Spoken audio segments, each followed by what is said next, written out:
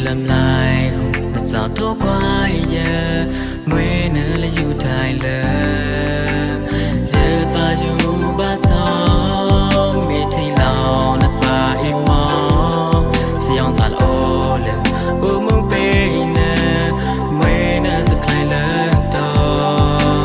nên lo nè mơ ế giờ đã to nè ta lo nè giờ ế nè dần nè má giờ cha lỡ mấy nè mơ vì ta bê nè dần này má giờ sao ba giờ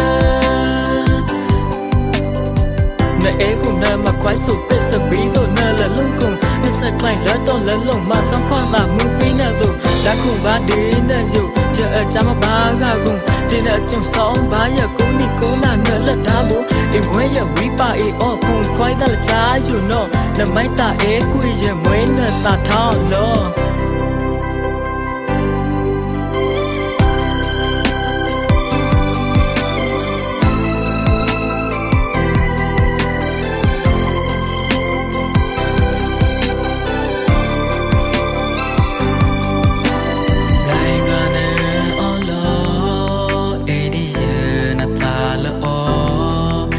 Lâm lai hùng là gió thô quay giờ mới nữa là dù thay lỡ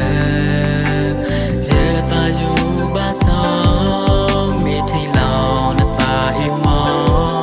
sẽ ông ta lỗ lỡ ôm mong bê nè mới nữa sẽ thay lỡ to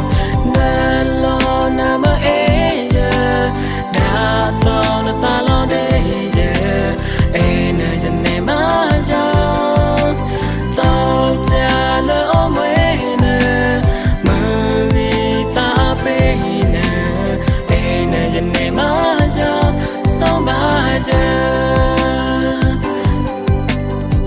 nè ế cùng nè mà quái sụp tê sờ bí rồi nè là lưng cùng nè sờ cày lỡ tôn lỡ lồng mà xong khoan bà mưa bí nè rồi đã cùng ba đi nè dù giờ ở cha mà ba gà cùng đi nè trong sóng ba giờ cũng đi cố nà nè là ta bố em quay giờ quý ba ý ô cùng quay ta là trái dù nó là mấy ta ế quy giờ mới nè ta thao lo